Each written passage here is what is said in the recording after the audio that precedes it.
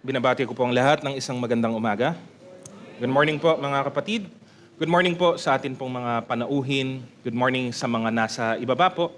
At good morning din po mamaya sa mga atin pong mga manonood sa YouTube. At karapat dapat po talagang tumanggap ng papuri ng pagluwalhati ang ating Panginoon sa ating bawat araw na nararanasan po sa kahirapan po ng buhay. Nananatiling tapat ang atin pong Diyos. Bigyan nga po natin ng papuri ang atin pong Panginoon sa umaga pong ito.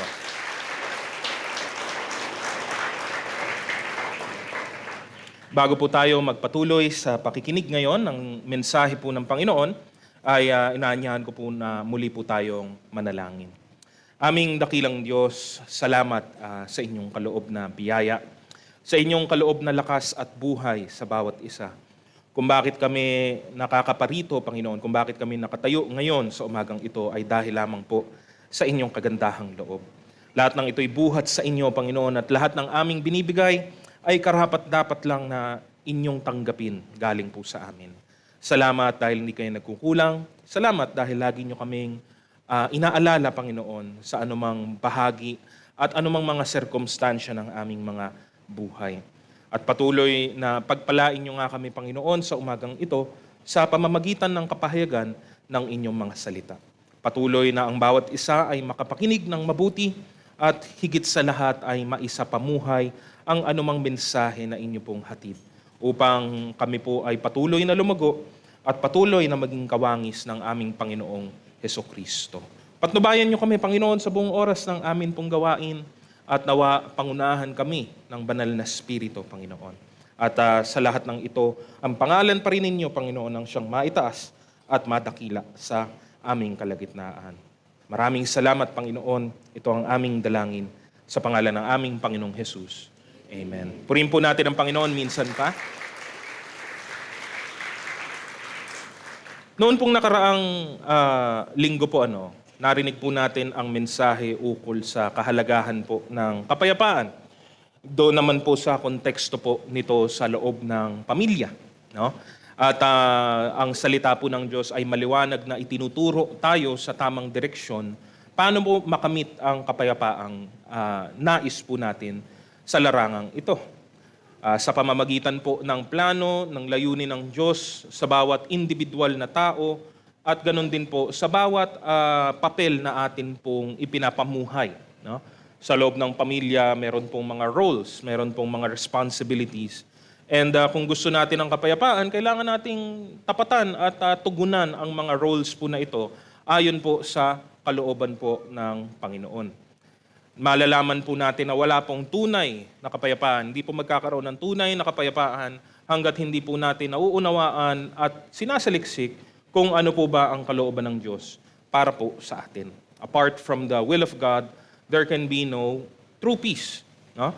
At sa pagpapatuloy po ng parehas na temang ito, no? Kaya nga hindi naman po nakapagtataka na ang kapayapaan po ay isa sa mga pinaka-hinahanap nating mga tao dito sa mundo. Lalo na nga po dahil po sa ating mga karanasan sa atin pong buhay.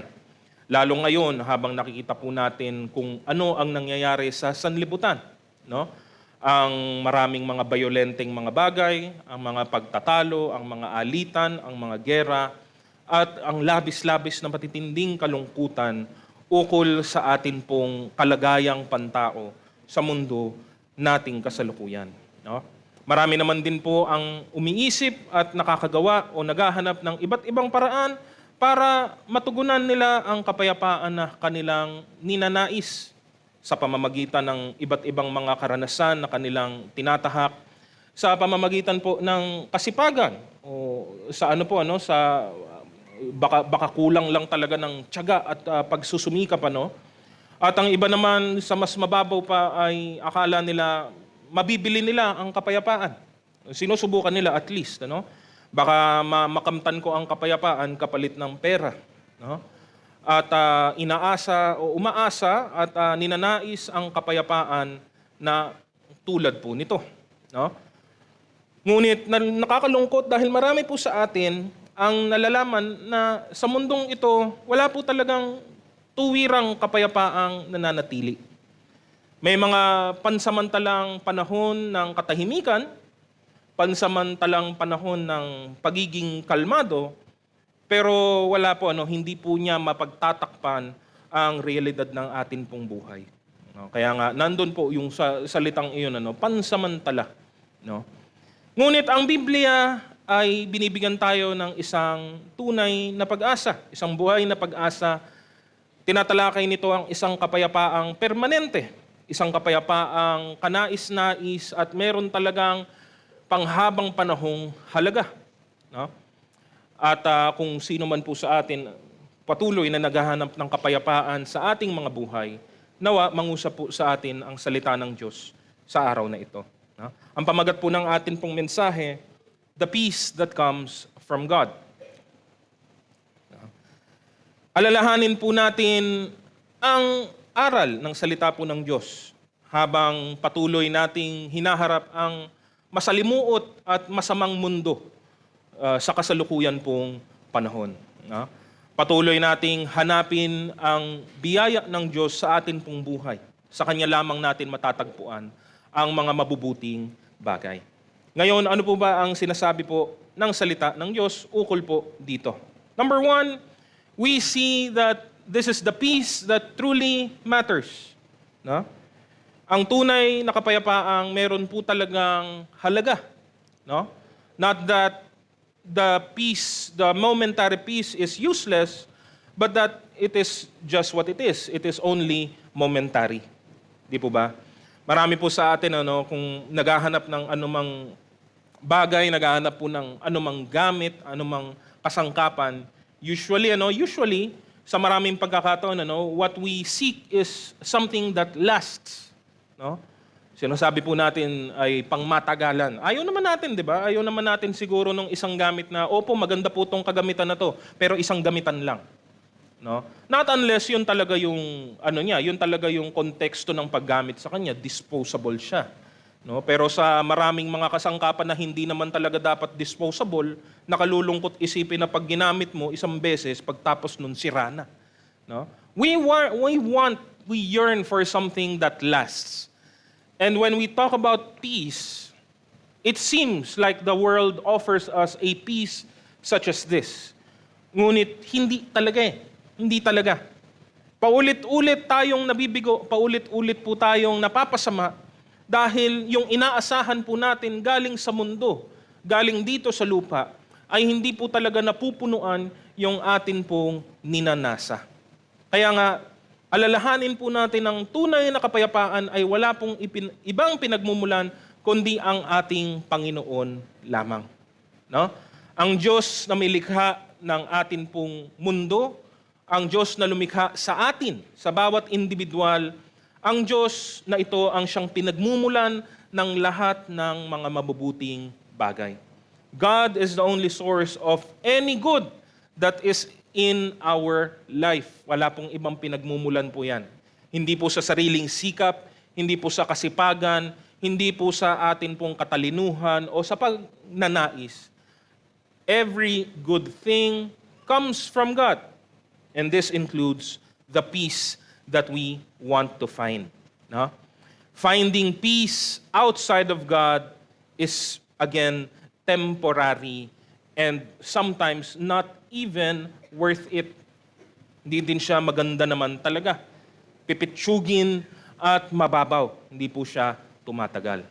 But before we talk about that peace in the life of the Christian, we must talk about the peace that we have with God. Letter A, remember that it is a people at enmity with God. No? Alalahanin po natin ang katayuan po ng natural na tao sa harapan po ng atin pong Panginoon. At enmity meaning po meron pong pagtatalo, meron pong paglalaban-laban, meron pong hidwaan at meron pong conflict. Maraming tao, sa maraming beses po akong nakakausap at nakarinig ng mga paliwanag po, maraming tao ang kanilang akala ay meron po silang neutral na katayuan sa harapan po ng Diyos. No? Iniisip nila na, oo, hindi man nila kinikilala ang Diyos, naniniwala naman sila na para bang wala naman silang ginagawa laban sa Diyos. No? Para bang sa pinakamababaw na salita, no, pag tinanong mo o pag kinausap mo, sasabihin nila parang hindi ko siya pinapakialaman, hindi ko pinapakialaman yung Diyos at yung Diyos hindi din ako pinapakialaman. No? Bahala siya sa gusto niyang gawin, bahala ako sa sarili kong buhay. Akala ng marami ganon. Akala ng marami ganun po ang neutral o yung kanilang natural na katayuan. No? Iniisip nila nabubuhay lang naman sila. No? I'm just trying to get by. Nagsisikap lang ako, may mga plano ako sa buhay, may mga gusto akong marating, gusto akong ma-achieve, no? At yun lang naman ang gusto kong mangyari sa buhay ko, no? Habang ang iba naman talagang openly at lalo na ngayon sa panahon po natin lantaran talaga na kanilang ina-antagonize ang Diyos. Minamasama talaga nila at talagang tutol talaga ang kanilang kalooban sa anumang usapin, sa anumang kaisipan patungkol sa atin pong Panginoon. Sabi nga po natin, sa maraming obserbasyon po natin, wala na pong sagrado sa mundo ngayon. Lahat ng pwede pong babuyin, bababuyin. Lahat po ng pwedeng bastusin, babastusin. Kasama na po dyan ang relihiyon, ang pagiging espiritual, ang salita ng Diyos, at mismo ang Diyos. No? Ngunit, alam na po natin to. Sa mga nagbabasa ng salita ng Diyos, matagal na po itong ipinahayag sa atin noon pa man. No? Na bago pa nga man tayo ipanganak, lahat po tayo ay kabilang na sa isang hidwaan na gano'n na po talaga, bago pa po tayo ipinanganak. Hindi sa anumang ideolohiya, hindi man sa anumang hangganan ng mga bansa, kundi dahil sa atin pong espiritual na kalalagayan. No? Nagsimula pa po ito magmula sa pagkakasala ng tao na unang ginawa ng Diyos sa hardin. No? At ngayon, nakikita po natin ang atin pong minanang kaugalian, kaisipan, at katayuan. No? Sa atin pong likas na kalalagayan, ang bawat isang tao po ay namumuhay ng laban sa Diyos. No? And again, even if hindi ka po aware, even if hindi mo po yun matanggap, yun po ang katotohanan. No? Sino man po tayo, nasan man tayo naroroon, ano man ang atin pong karanasan at pinanggalingan, namumuhay po tayo ng laban o labag sa kanyang kalooban. No? Nire-reject po natin ang Diyos at ang lahat ng mga bagay galing po sa Diyos.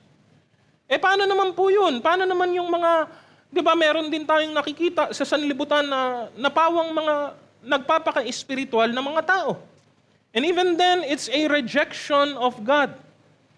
Any form of spirituality without the truth is meaningless.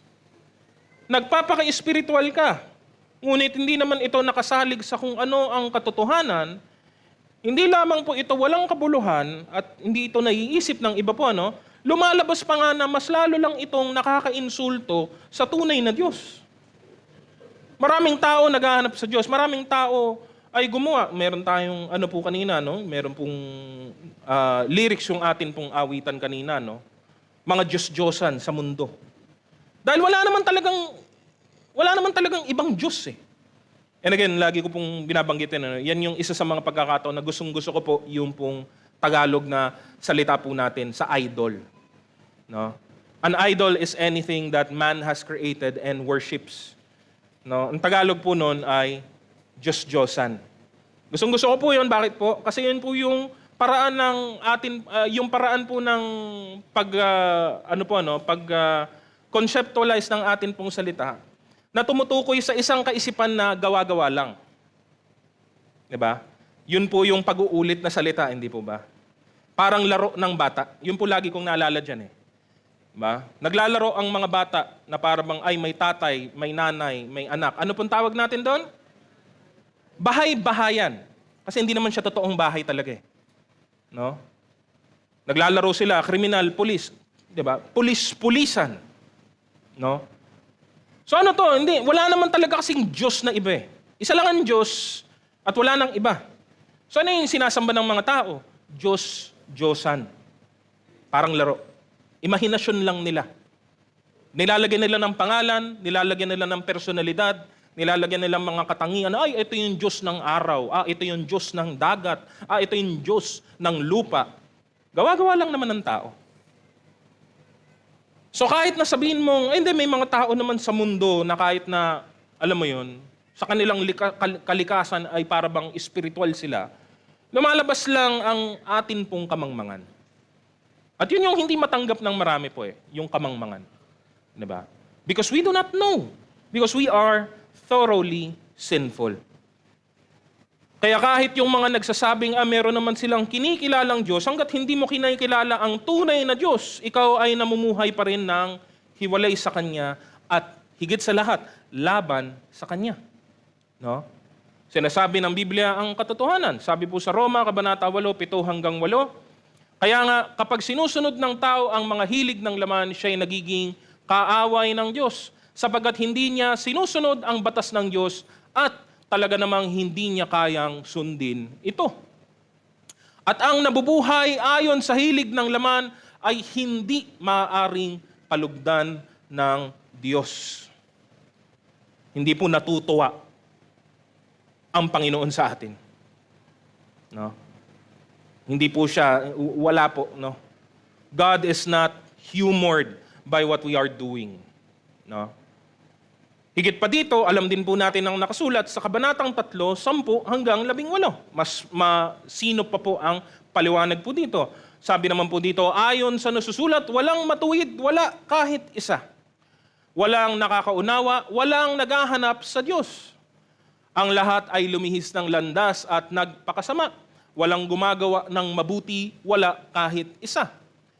Parang bukas na libingan ang kanilang lalamunan. Pananalita nila ay pawang panlilinlang. Ang labi nila ay may kamandag ng ahas.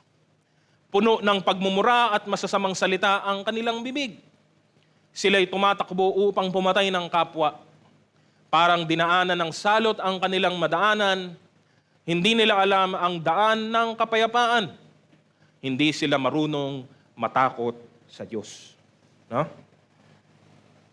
We were never neutral with God. No, yun yung punto ng unang punto pa lang po natin, we are not neutral. We were never neutral. No. Hindi ko siya kaibigan, di ba? Ganun naman sa totoong buhay pwede nating sabihin yun sa relasyon natin sa ibang tao. Hindi ko siya kaibigan pero hindi ko rin siya kaaway. Ano kayo? Hindi ko lang talaga siya kilala. Hindi ko siya kaano-ano. Maraming tao, yun yung punto ko po, maraming tao ganun ang kaisipan nila patungkol sa Diyos. Hindi ko lang siya kaano-ano. Hindi nila alam ang katotohanan na sila'y kaaway ng Diyos.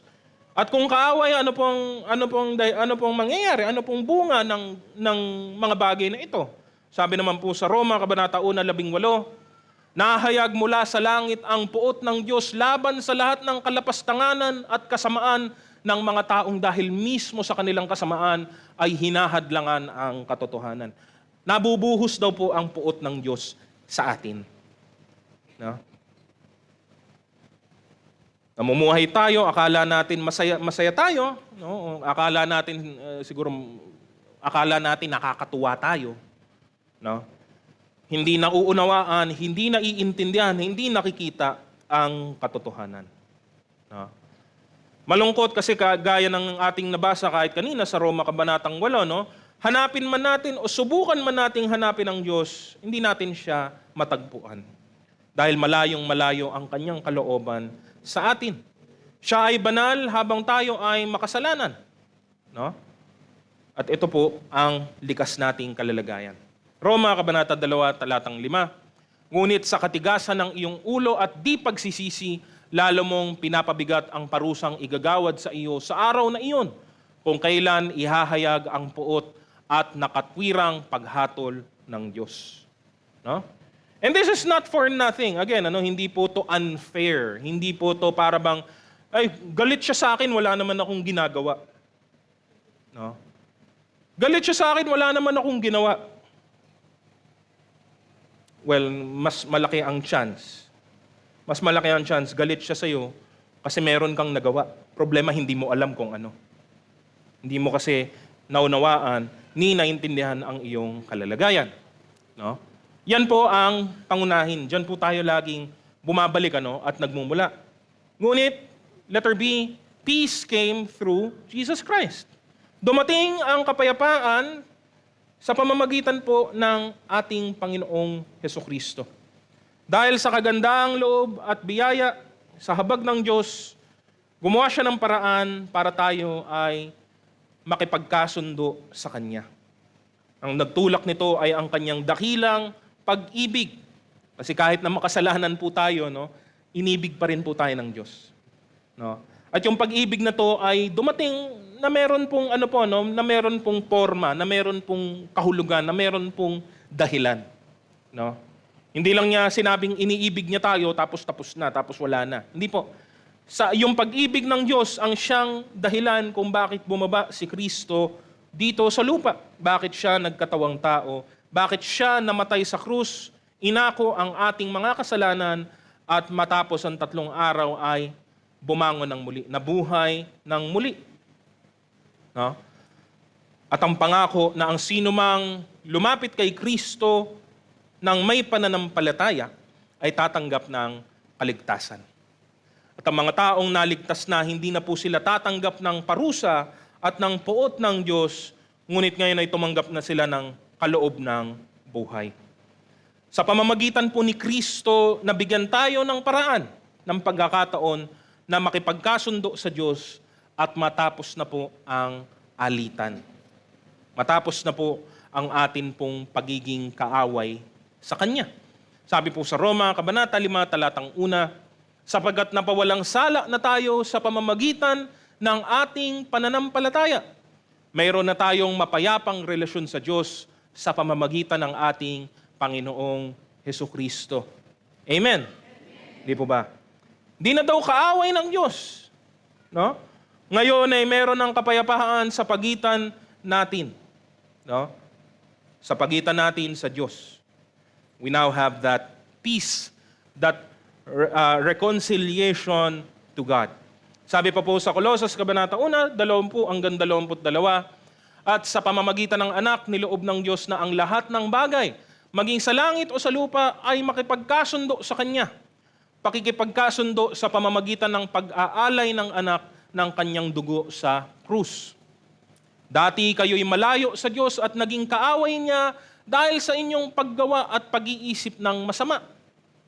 Ngunit sa pamamagitan ng pagkamatay ni Kristo, kayo ay ginawang kaibigan ng Diyos, nang sa gayon ay maiharap niya kayong banal, walang kapintasan, at walang dungis. Ano po? Yan po ang biyaya ng atin pong Panginoon. Alalahanin po natin na ang kapayapaan na ito ay hindi po libre. Again, lagi po nating isipin sa paraan po ng transaksyon. Libre natin itong tinanggap, pero hindi po ito libreng nakamit. Meron pong nagbayad po nito. Malaki po at napakahalaga po ang pinambayad po para sa kapayapaang ito. Kinailangan pong mamatay ni Kristo para po dito. Without Christ, there would be no peace with God. Without that peace with God, there can be no peace in this life. Kasi yun yung unang kailangan mong malutas. Anong kapayapaan meron? Anong kapayapaan ang maaari mong makamit sa buhay na ito? Kasaganaan, yaman, kasarapan, pagiging komportable, yan ang hinahanap ng marami sa atin, kahit ngayon. Diba? Security. How can you be at peace if you know that you are going to hell? Diba? Ang sarap ng upuan ko, ang sarap ng pagkakahiga ko dito, no? Nakasakay ka, gumugulong at umuusad ang sinasakyan mo papuntang kamatayan. Sarap ng pagkakaupo ko dito. How can you be comfortable with that? There can be no peace if there is no peace with God. No other peace. Kasi nandun yun, lagi nandun yun sa unahan ng iyong isip na anong gagawin ko. Mapapahamak ako, paparusahan ako ng Diyos, wala akong magawa. No? And that's the idea. We did not do anything. We don't even deserve this peace in the first place. That's why it's grace. That's why it's love. That's why it's unconditional. Yun po yung bigay ng Panginoon sa atin. No? Hanggat walang kapayapaan sa pagitan natin ng Diyos, walang magiging kabuluhan ng anumang ibang kapayapaan na pwede pa po nating makamtan sa mundong ito. Di po ba? Di ba? Bastante ang ano mo, mga laman ng rep mo, puno ng grocery ang mga aparador mo, no? Bayad na ang kuryente, bayad na ang matrikula, meron pang extra, panglabas, pang bakasyon, punta ka naman ng impyerno. Anong kapayapaan po doon? Well, ang ginagawa ng marami is nililibang lang nila ang kanilang sarili. No? Pinapaubaya nila sa bukas yung karahasan kasi ganun tayo mag-isip po ganun po tayo lahat. Ganun natin nadidilang kaya tumatagal tayo sa kahirapan dahil po doon. Hindi, bukas ko na lang problemahin yun, bukas na lang. No? Basta ngayon mag-e-enjoy ako. Walang kabuluhan. Pero sabi ko nga, even if you would do that, how would you be able to enjoy? Para kang sumama po, no, tamaan kayo, no, tamaan lang kayo, yun lang po sasabihin ko, no. Para ka pong sumama sa outing nang walang paalam, hindi ka nagpaalam sa magulang mo, sumama ka ng swimming, halimbawa, hindi ka nagsabi. O sinungaling ka talaga ng diretsyan, sinamo, may lakad kami, ganito gagawin namin. Tapos nahuli ka na laman. Ang swimming ninyo 8:00, tinawagan ka 7:30 ng umaga. Bago ka pa makaalis sa lakad. Nasaan ka? Ginagawa mo. Sabi mo may ganito ka. Nalaman ko ganito pala gagawin mo. Loko ka ha? Okay, mamaya tayo magtutuos pag uwi mo ng bahay. Pupunta ka ba ng swimming ng masaya? Makakalangoy ka ng parang papriti-priti lang, palutang-lutang lang. Di ba? Mag-e-enjoy ka sa pagkain ng inihaw na mga liempo at hotdog. Habang nakaamba yun sa isip mo na, di ba? Again, maraming tao, kakayanin po yun. Pipilitin nila. Wala na, nandito na lang din ako, mapapahamak na lang din ako. Enjoyin ko na. Yun ang mentality ng marami. Pero really, truly, how can you enjoy something kung may nakaamba sa yung napakalubhang bagay? The example is not perfect kasi marami sa atin, sanay na pong pagalitan ng magulang. Sanay na mapagsabihan, mapuna, pero wala pa po tayong maitutulad na kahit anong bagay sa mundo, no, sa kaparusahan para po sa mga makasalanan. Siguro ang pinakamalapit na po yun, yung makulong ka. Yun na yung the closest it could come in comparison. No? Pero hindi pa rin Alam mo, sa kulungan makakatulog ka. Sa kulungan may pagkain ka, may kubeta ka. Sa parusa ng Diyos, wala po. Wala pong pahinga. Wala pong tulog. Wala pong humpay na kahirapan, kapighatian. Di po ba? The peace we have with God is through Jesus Christ. Without this peace, there can be no other peace in this life. Huh? And letter C, peace endures by the Holy Spirit. Niligtas na nga po tayo, no? Meron pa pong pabaon ng Diyos sa atin. Hindi pa po doon natapos sa kaligtasan na ipinagkaloob sa atin sa pamamagitan ni Kristo. Dahil ang bawat sumampalataya kay Jesus, nagsuko ng buhay sa Kanya, at sinusunod siya bilang Panginoon, ay tinanggap ang banal na Espiritu. Ang kapayapaan ngayon ay tuwiran at totoo. Ginawang posible dahil po sa gawaing ito ng Diyos. Alalahanin po natin, ang bunga ng Espiritu ay kapayapaan. Pangatlo sa listahan, love, joy, and peace. Hindi natin lubusang maisip na posible pala to kahit sa napakasamang sanlibutan. Kahit nasa napakasahol na mundo at buhay. Hindi natin akalain na tayo na buong buhay natin puros na lang gulo. puros na lang kapaguran, puros na lang kasamaan ay makakatikim, makakaranas ng kapayapaan na katulad po nito. Marami sa atin ang nabuhay ng wala pong pag-asa, wala pong inaasahang anumang bagay. No?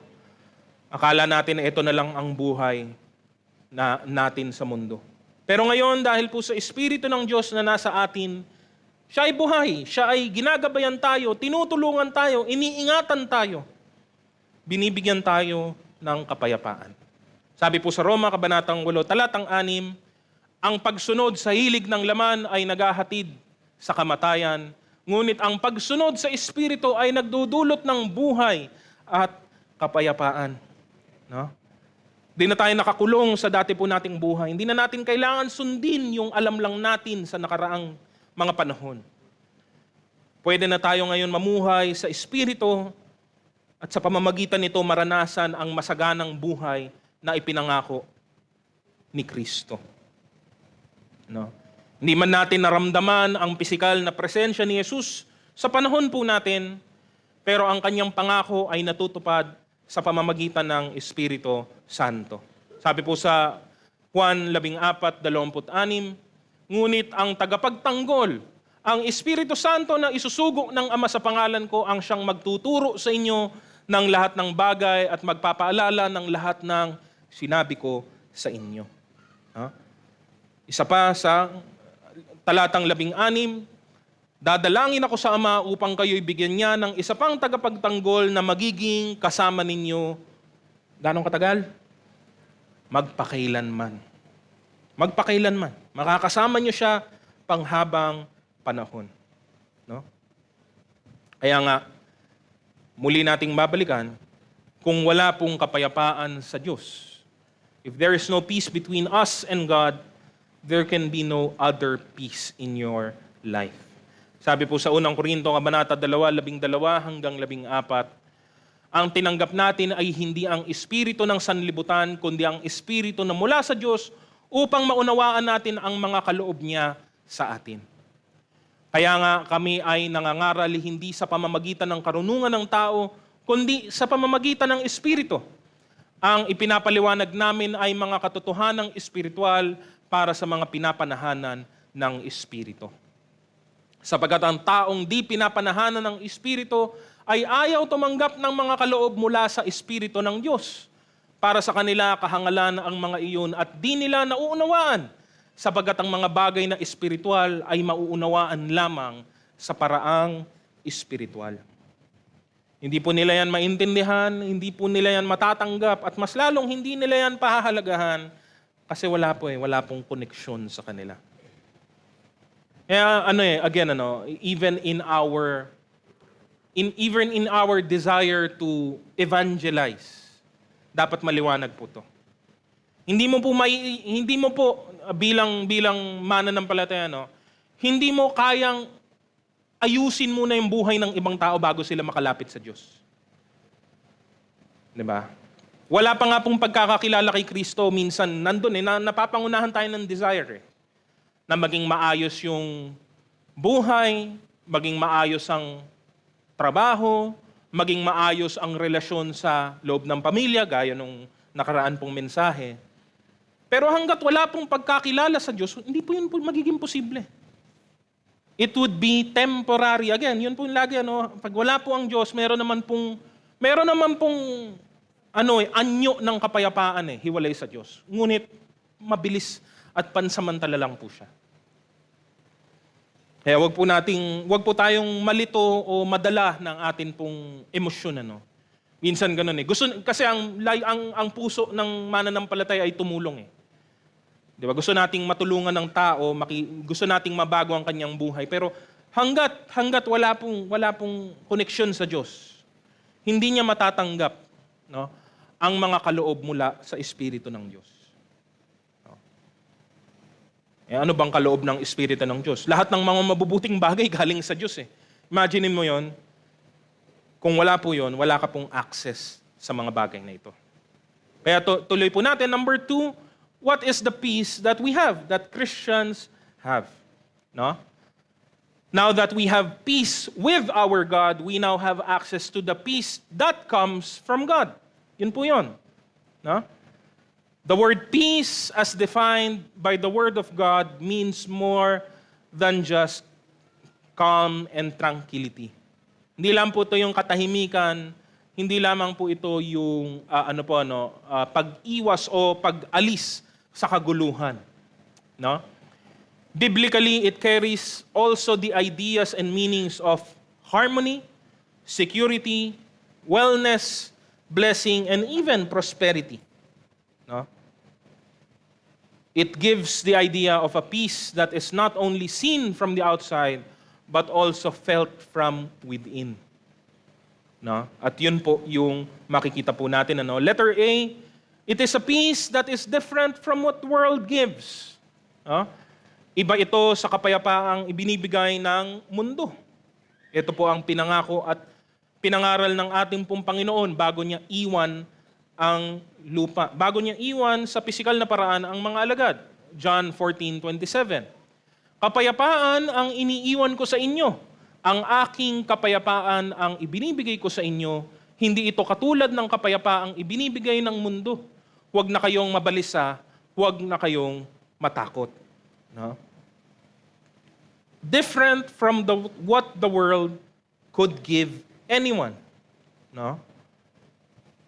It is not just the absence of any conflict. No? Kasi yun po yung hinahanap ng marami ngayon. No? Magulo dito, di lumipat tayo sa lugar na hindi magulo. Tama, it makes sense. Okay, kaibigan, saan bang lugar hindi magulo? Saan? Bigyan mo ako.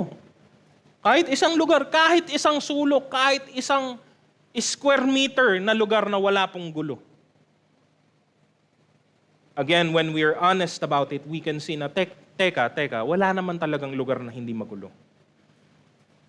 Or siguro mas accurate sabihin, when you're changing from place to place, pinagpapalit mo lang yung gulo na nandito para sa gulo na kung ano man yung nandun. Kasi hanggat nandito tayo sa sanlibutan, nandyan po ang gulo. Nandyan po ang uncertainty, nandyan po ang conflict.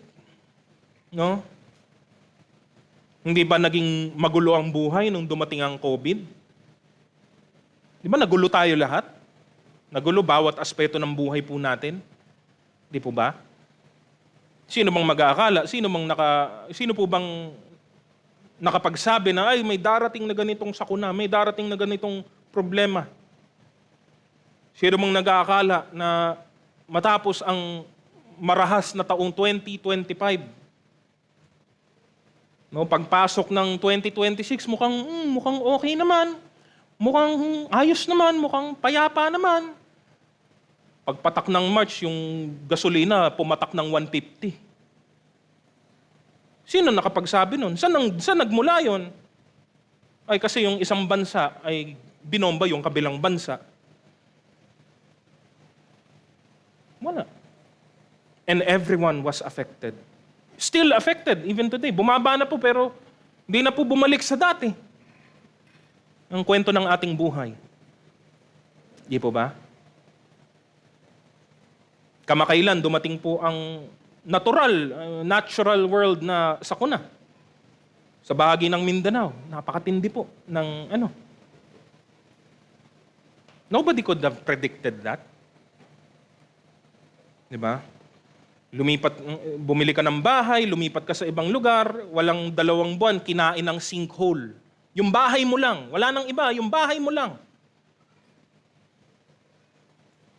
Where will you escape? Saan ka pupunta? Saan ka magtatago na hindi ka hahabulin ng gulo? Wala pong lugar. So it's not the absence of trouble or conflict.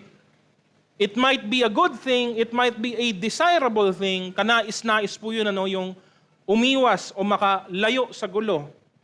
Pero the reality is, what we need is a peace that surpasses our outside condition. Isang kapayapaan na kapag meron ka, payapa ka kahit ano pang nangyayari sa paligid mo. Payapa ka kahit nagsisigawan na yung mga tao sa paligid mo, kahit nagpapanik na sila. Panatag ka. Hindi dahil delusional ka, hindi dahil hindi mo alam yung nangyayari, kundi meron kasing pinagmumulan yung kapanatagan na nasa iyo. At yun po yung kapayapaan na binibigay ng atin pong Panginoon. No?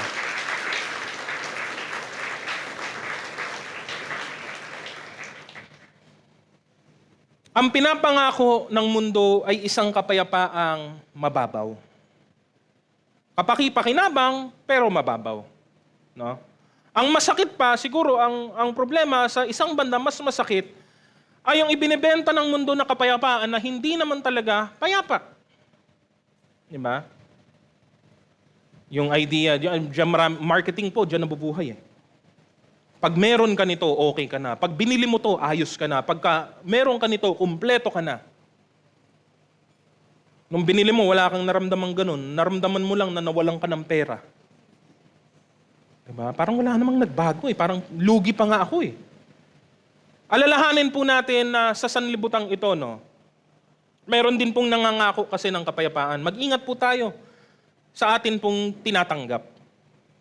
Sa mahabang panahon, kahit po sa kasaysayan ng lumang tipan ng Biblia, ito po yung problema. No? Sa panahong kaguluhan, may mga nagsasabi, hindi, okay lang.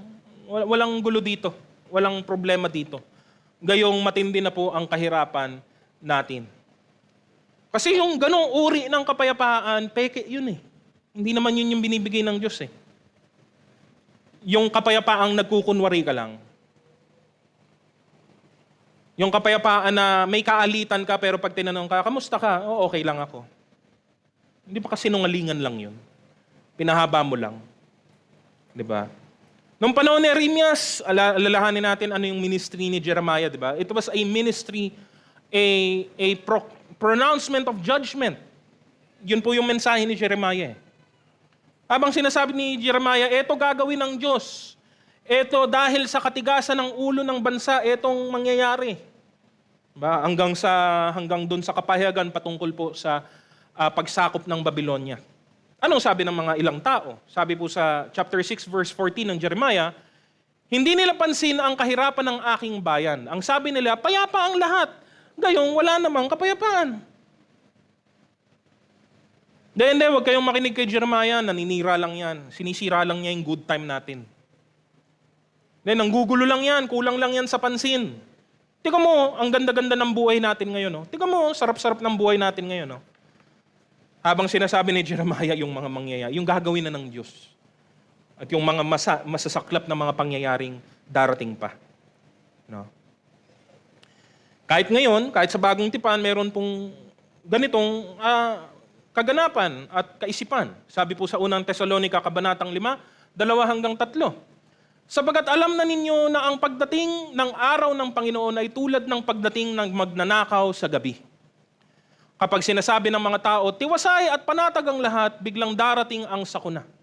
Hindi sila makakaiwas sapagkat ang pagdating nito ay tulad ng pagsumpong ng sakit ng tiyan ng isang babaeng manganganak sa panahong hindi mo inaakala at inaasahan.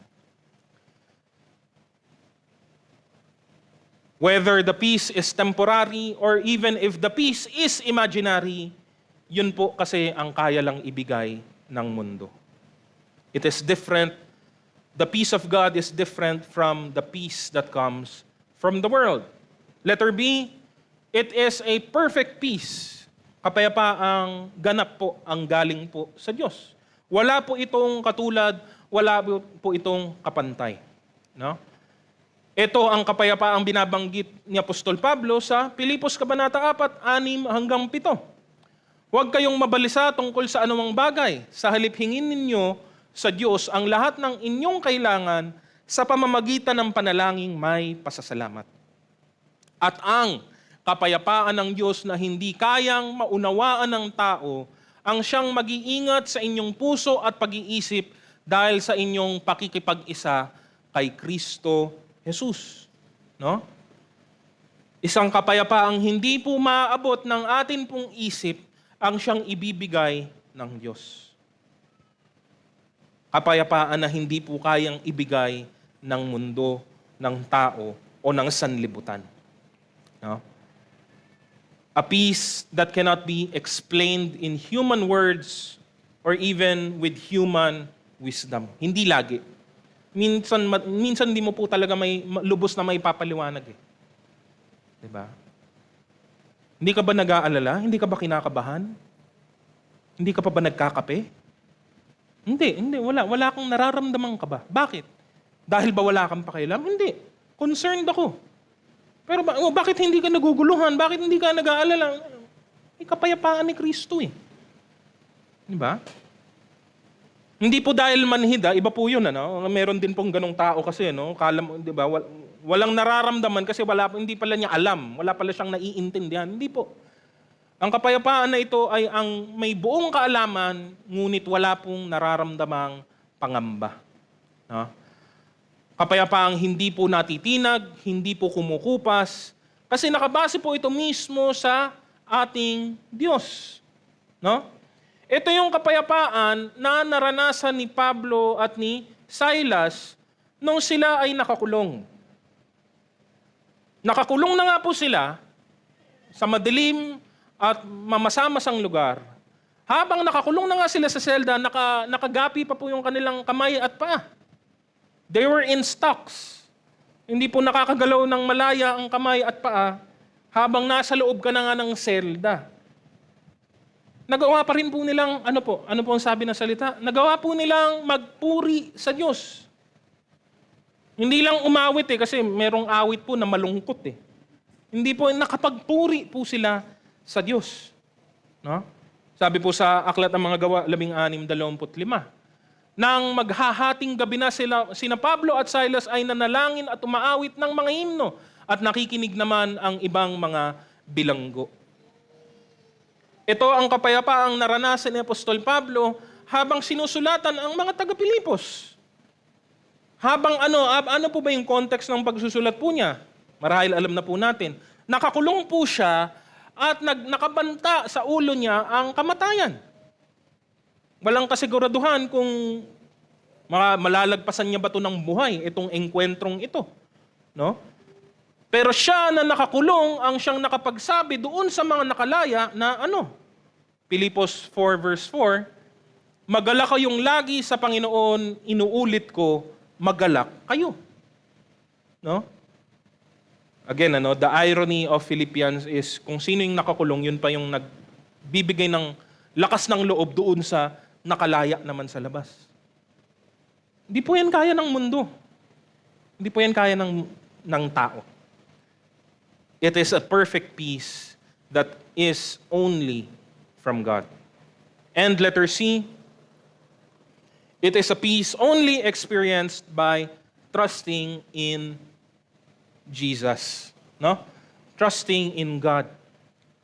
No? Alam na po natin yun pong wala pong pananampalataya, wala pong ugnayan sa Diyos, wala po talaga. Hindi niya po talaga mararanasan tong kapayapaang ganito. Paano naman po sa mga mananampalataya? Bakit ganon? Bakit may mga mananampalataya na para na lang laging hirap na hirap? Hindi lang po sa physical, hindi lang po sa material. Madalas yun yung unang papasok sa isip po natin. Kasama po yun, pero hindi lang yun. Bakit buong buhay na to parang struggle na lang? Or struggle na lang lagi sa maraming bagay? Problema ay ang pagtitiwala. Kasi yun po yung punto ng pananampalataya. Ang buong pananampalataya sa Diyos at kay Kristo ay buo nga po dapat. Diba? With all our heart, all our being. Ang pagtitiwalang ito ay nagpapatuloy sa araw-araw nating mga gawain, sa araw-araw nating mga buhay, sa mayat-maya po nating mga desisyon. Na atin pong pinangahawakan dapat na ang Diyos ang mahawak ng buhay natin, hindi na po tayo. Na alam ng Diyos ang ginagawa niya at nagmamalasakit siya para sa atin. So anong dapat kong ikatakot? Anong dapat kong ipangamba? Walang anumang bagay na lingid sa kaalaman ng Diyos. Walang anumang bagay na hindi abot ng kamay ng Diyos. Problema, Kung yun man ay totoo, ngunit hindi ka naman nagtitiwala sa Kanya ng buong puso, what's gonna happen? Basic lang po. If you do not trust in God, you will make your own moves. Kung hindi mo ipinapasa Diyos ang buhay mo, ikaw ang gagawa ng mga desisyon mo. Ikaw ang pipili ng mga gusto mo. Ikaw ang magpapasya sa mga area ng buhay mo, and then magtataka ka, bakit nagkakaganito? Bakit nagkakabolbol? Bakit nagkakagulo-gulo na? And then, mangyayari na pag hirap na, hihingi ng tulong sa Diyos, sabihin na natin mapagbibigyan siya, nalutas ang kanyang problema, nagpasalamat sa Diyos, pero sa susunod na engkwentro, ganun na naman ang uulitin. Di wala po talagang kapayapaan sa buhay mo. Hinihintay mo lang hanggang sa magbuhol-buhol na ang mga bagay-bagay, hanggang sa, ayun, hingi ka na naman ng tulong. Hindi po dapat ganon. Hindi dapat. No? Nagawa ng paraan ng Diyos ang napakalubhang problema ng kasalanan. Pag binasa mo ang aral patungkol sa kasalanan, parang hindi mo kung ikaw lang, hindi mo alam wala kang alam patungkol sa Ebanghelyo. At pinresenta sa'yo yung aral ng kasalanan. Ano ito? Ano ang ibig sabihin nito? Anong kahihinatnan nito? Wala kang maibibigay na solusyon eh. Wala kang maiisip na paraan para, pwede bang ganun? Hindi pwede yun eh. Paano kung gumawa na lang ng mabuti ang tao? Hindi obra yun eh. Paano kung magpakabait na lang? Hindi wala tayong solusyon. Yung kasalanan na bigyan ng solusyon ng Diyos. Ano sa tingin mo hindi niya kayang solusyonan sa buhay mo? Dito sa lupa. Sa lupa na napaka-ordinaryo lang ng buhay. Kumpara doon sa problema ng kasalanan. Pero hanggat hindi po tayo lubusang nagtitiwala sa Diyos, again, what happens when we don't trust God? We do things for ourselves. Tayong magdidesisyon, tayong mag-iisip ng solusyon, tayo pong magpapasya, at yun po mangyayari. Bakit ko pagkakatiwalaan ng sarili ko kung pwede naman akong magtiwala sa Panginoon? No? Sabi po sa atin pong morning devotion kanina, Isaiah 26 verse 3-4. Iyong iingatan siya sa ganap na kapayapaan na ang pag-iisip ay nananatili sa iyo sapagkat siya'y nagtitiwala sa iyo. Magtiwala kayo sa Panginoon magpakailanman sapagkat ang Panginoong Diyos ay isang batong walang hanggan. No? Kung ikaw ay mananampalataya na at natatagpuan mo na kulang ang kapayapaan mo, ibig lang pong sabihin, kapatid, na kulang ang pagtitiwala mo sa Diyos. Ang pagtitiwala po kasi sa Diyos, hindi po siya emosyon lamang, pakiramdam. Ito ay isang aktual na konbiksyon. Nakikita sa kung paano ka nag-iisip, paano ka nabubuhay, paano ka nagdedesisyon. No? Sinabi ni Apostol Pablo, Pilipos Kabanata 4, 10-13, labis akong nagagalak sa Panginoon sapagkat pagkaraan ng mahabang panahon, minsan pang ipinamalas ninyo ang inyong pagmamalasakit sa akin. Alam kong hindi ninyo ako nalilimutan, wala nga lamang kayong pagkakataong matulungan ako. Hindi ko sinasabi ito dahil sa kayo'y pinaghahanapan ko ng tulong. Natutunan ko ng masiyahan maging anuman ang aking kalagayan. Naranasan ko na ang maghikahos. Naranasan ko na rin ang managana. Natutuhan ko na ang sikreto kung paano masiyahan sa anumang kalagayan sa buhay, ang mabusog o ang magutom, ang managana o ang maghirap.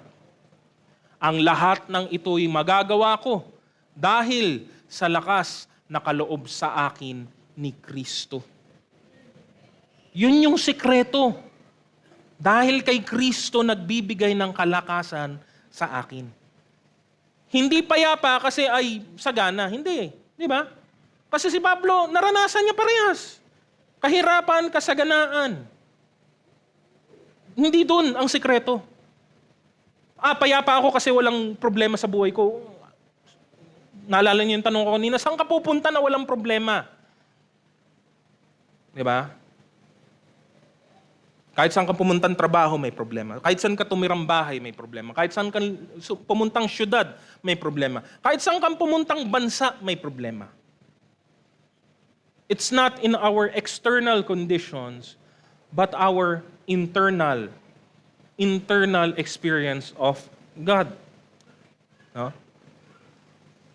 Pagtitiwala. Pagtitiwala. At ang pagtitiwala, tandaan, ay nasusukat po kasi yan sa pagsunod. Pagsunod. Paano mo masasabing nagtitiwala ka sa Diyos? Paano mo mapapatunayan na, yes, nagtitiwala ako sa Panginoon? Sinusunod ko kasi siya. Sabi ng Diyos, ito gawin ko, yun ang gagawin ko. Nagtitiwala ako sa Kanya. Diba? Hindi po siya empty lamang na salita. Hindi siya empty words lamang po. Yun po yung alalahanin po natin. No? Panghuli, para po makumpleto ang atin pong kaisipan patungkol sa mensahe. No? Number 3 is the effect of this peace in our lives. No? Kailangan din nating maging aware sa sinasabi po ng salita ng Diyos ukol po dito. No? Una, ito po yung siguro sa mga hindi nakakaalam ay nakakagulat, letter A, is that ang kapayapaan ng Diyos ay nagdudulot din po ng alitan. No? The peace of God in our lives also brings with it conflict. No? Mismo ang Panginoon sinabi ito, Mateo Kabanata 10, 34 hanggang 39. Sabi niya, huwag ninyong isiping naparito ako upang magdala ng kapayapaan sa lupa. Naparito ako upang magdala ng tabak, hindi kapayapaan. Naparito ako upang paglabanin ang anak na lalaki at ang kanyang ama, ang anak na babae at ang kanyang ina, at ang manugang na babae at ang kanyang biyanang babae. At ang magiging kaaway ng isang tao ay kanya na rin mismong mga kasambahay. Ang umiibig sa kanyang ama o ina ng higit sa akin ay hindi karapat-dapat sa akin. Ang umiibig sa kanyang anak ng higit sa akin ay hindi karapat-dapat sa akin. Ang hindi pumapasa ng kanyang krus at hindi sumusunod sa akin ay hindi karapat-dapat sa akin. Ang nagsisikap na mapanatili ang kanyang buhay ay siyang mawawalan nito, ngunit ang mawalan ng kanyang buhay alang-alang sa akin ay magkakamit nito. Bakit po? Kasi ang dala ni Jesus, yes, technically, kapayapaan ang dala ni Kristo. Kapayapaan with whom? With God. Katulad nung point number 1 po natin. God did not come down to earth to just make peace with everyone. He has a specific goal to make peace between God and men. Para magkaroon ng kapayapaan sa pagitan ng tao at ng Diyos. No? Pero, kapag ang tao ay nakipagkasundo na sa Diyos, nakipag-isa na kay Kristo, at naging kaibigan na ng Panginoon, no? Meron pong nabago sa atin pong kalalagayan at meron pong mababago naman sa relasyon natin dito sa lupa. No? Because peace with God means war with those who hate God. Peace with God means conflict with those who would reject God, to those who would reject Christ. No? God has offered peace to all people, but there are some who would rather reject this peace. Inaabot ang kamay, ngunit ayaw po nilang abutin. No? And they continue to live against God. Diba? Anong pong paalala sa pamamagitan po ni Santiago? 4, talatang 4. Mga taksil, hindi ba ninyo alam na kapag nakipagkaibigan kayo sa sanlibutan, ay kinakaaway naman ninyo ang Diyos? Ang sino mang nagnanais na maging kaibigan ng sanlibutan ay kaaway ng Diyos. At sabi lang naman po natin, and vice versa. Yung kabaliktaran ay totoo din. Ang sino mang kaibigan ng Diyos, kaaway ng sanlibutan. Ganun lang pong kasimple po yun. Yan po yung conflict na dala ng kapayapaan ni Kristo. No?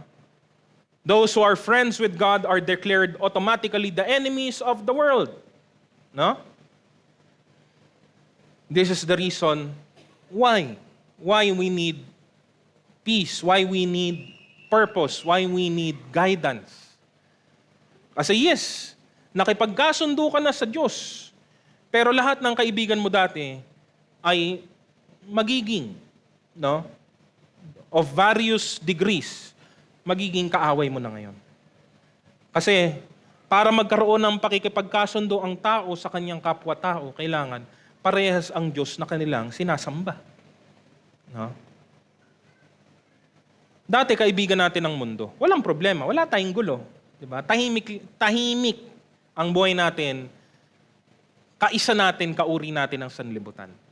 Ngayon, anak ka na ng Diyos. Iba na ang buhay mo. Binabago ka na ng Diyos. Hinuhubog ka na niya. Patuloy ka niyang ginagawang kawangis ng kanyang anak. Iba ka na sa dati mong buhay. Iba ka na sa mundo. Iba ka na sa sanlibutan. Pati mga pagnanasa mo, pati yung kaisipan mo, pati yung pananalita mo, lahat.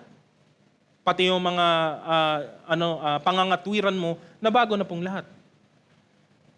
Isa po sa mga pinakaayaw ng mga tao sa mundo yung pagbabago eh. Gusto nila status quo lang. Yun lang. No? Pag may umaangat, yun yung minamartilyo pabalik. Ganun po yung idea eh. Pag nakausli yung pako, yun yung mamartilyohin. So dapat pantay-pantay lang tayo lahat. Yun po yung conflict na dala-dala ng kapayapaang ito. Sinasabi ito para tayo maging maalam, para tayo maging handa, para alam natin ang dapat nating gawin.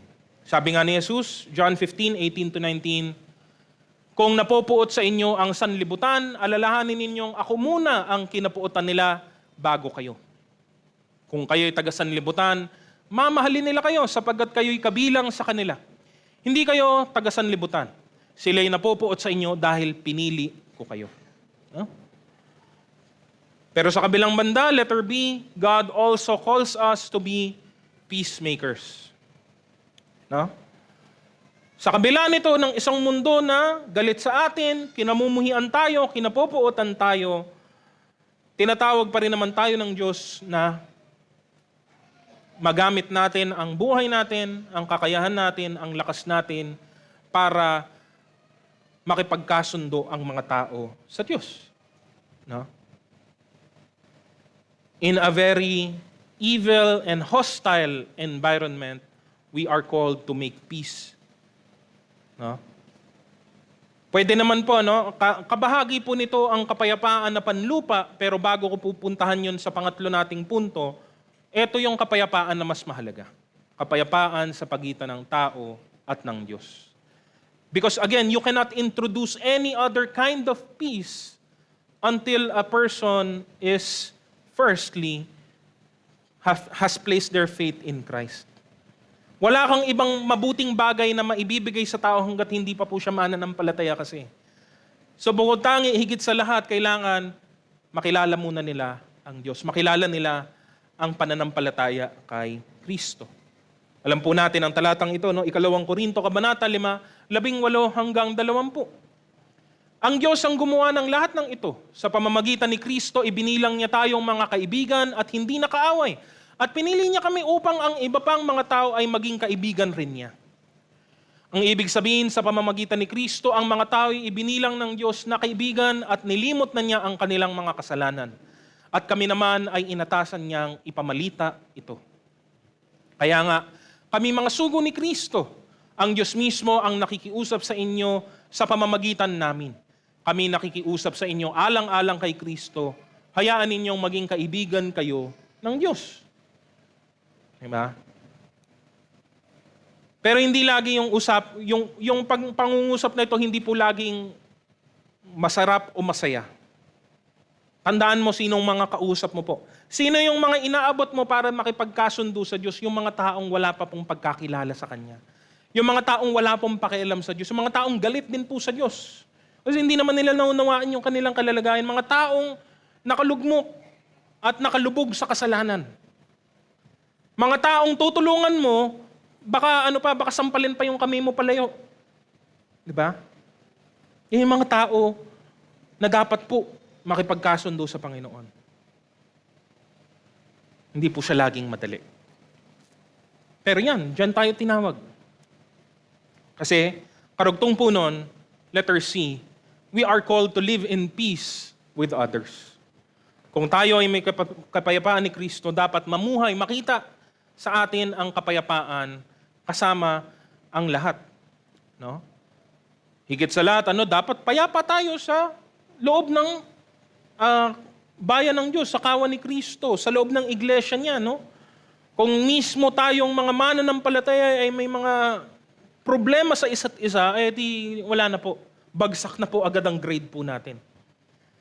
Kasi mas madali po, dapat dihamak na mas madali pong mamuhay ng payapa kasama ang mga kapatiran, kasama ang mga mananampalataya kay Kristo. Kasi inuutusan din tayong makisama sa mga hindi pa mananampalataya. No?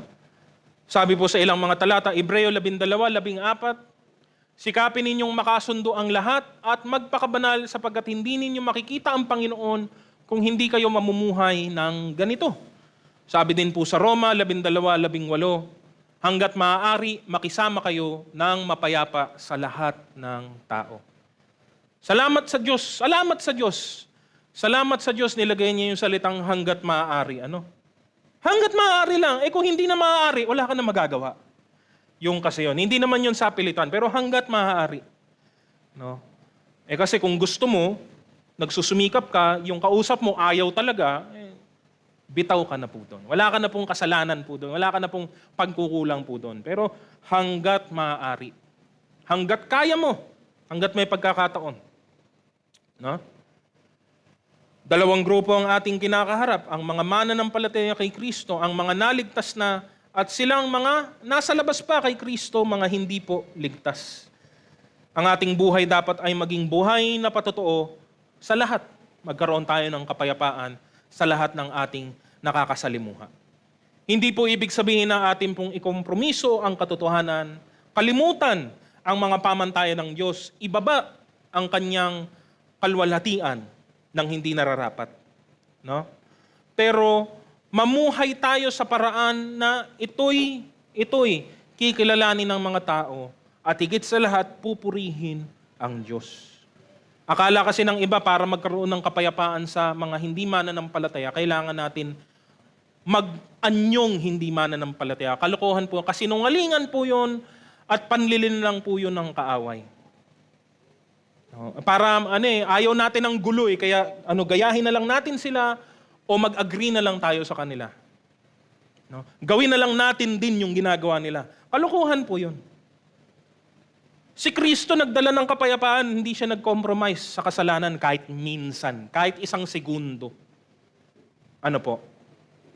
No?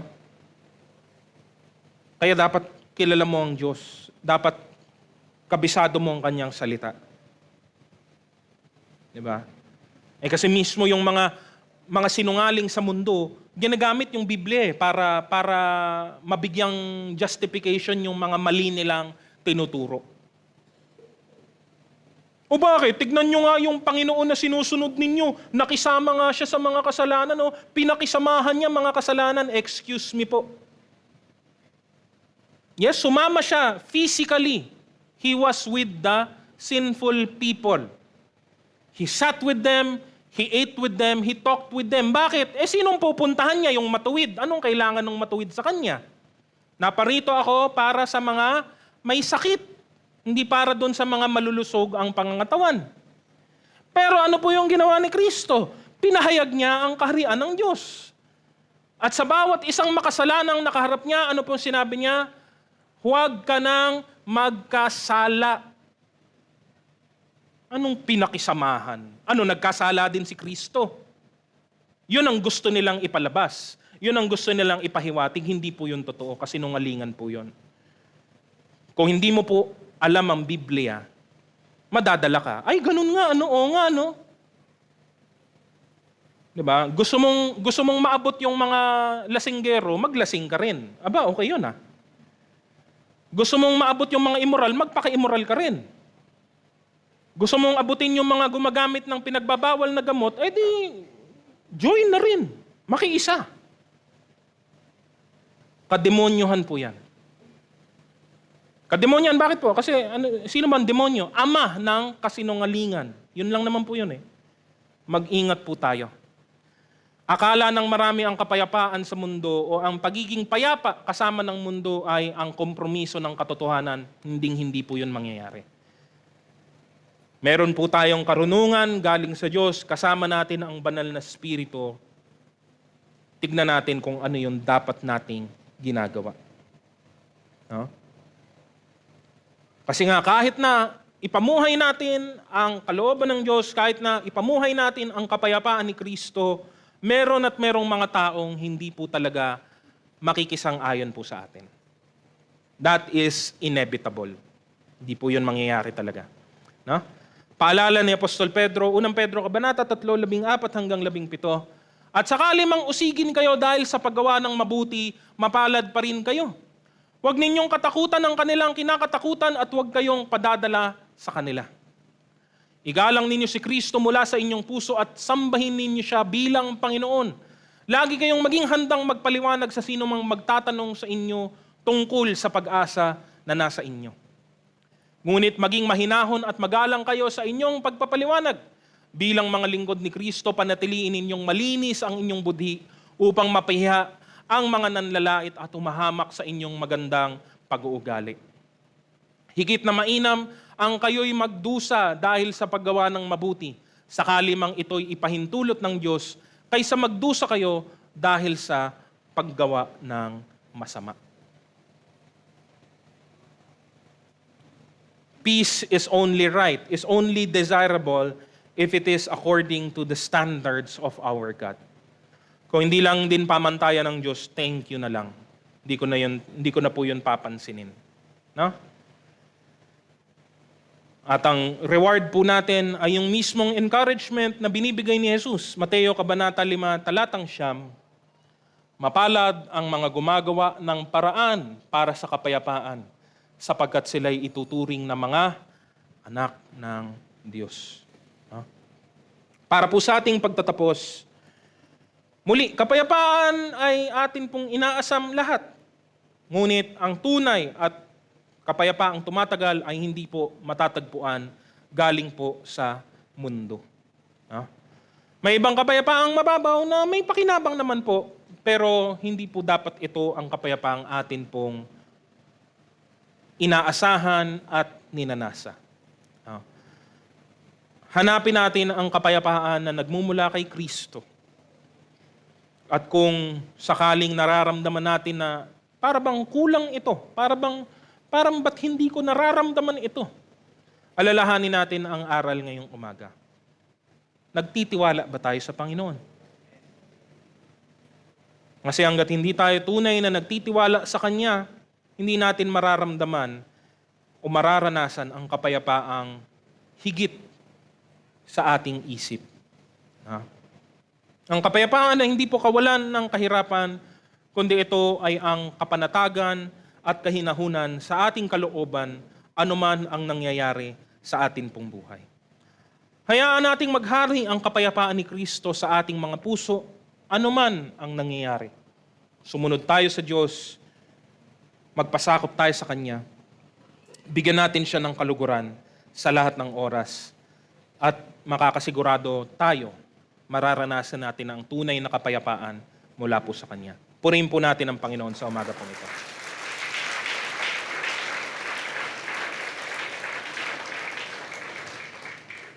Sa ating pong pagtatapos, ay inanyahan ko na po ang bawat isa na tayo pong lahat ay tumayo at tayo po ay manalangin.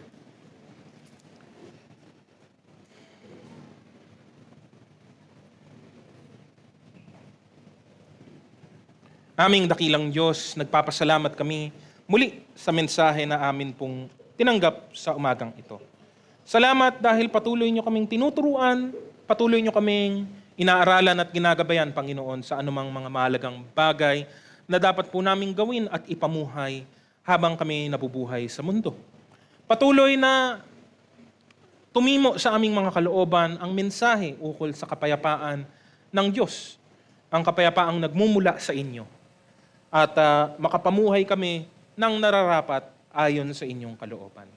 Nais naming maranasan ang kapayapaang ito sa lahat ng dako ng amin pong buhay. At kung meron mang mga dako ng aming buhay na dapat pong baguhin ninyo, dapat pong alisin sa amin, dapat idagdag sa aming mga gawain, Panginoon, maghari kayo sa amin. Gawin ninyo ang gusto ninyong gawin sa aming buhay upang ang buhay namin ay maging mapangong samyo sa inyo. Patuloy, Panginoong Diyos, na samahan niyo kami. Hindi namin alam, wala kaming kasiguraduhan sa mga mangyayari sa hinaharap, pero sigurado kami sa amin pong pinagkakatiwalaang Panginoon. At alam namin na kami sasamahan ninyo, iingatan ninyo, at gagabayan ninyo sa lahat ng oras. At patuloy, Panginoon, sa mga gagawin pa po namin, kahit sa maghapon, kayo lamang ang siyang mabigyan ng kapurihan, kayo lamang, Panginoon, ang mabigyang luwalhati. Maraming salamat, Panginoon, at sa inyo ang pinakamataas na papuri. Tanggapin po natin ang bendisyon. Pagkatapos ninyong magtiis ng maikling panahon, ang Diyos na bukal ng lahat ng pagpapala ang siyang magbibigay sa inyo ng kaganapan, katatagan, at isang saligang matibay at di matitinag. Siya rin ang humirang sa inyo upang makihati kayo sa kanyang walang hanggang kalwalatian kasama ni Kristo. Sa kanya ang kapangyarihan magpakailan paman at ang lahat ng pinagpala ngayon ay magsabi ng Amen. Purihin po natin ang Panginoon at magbatean po tayo sa bawat isa.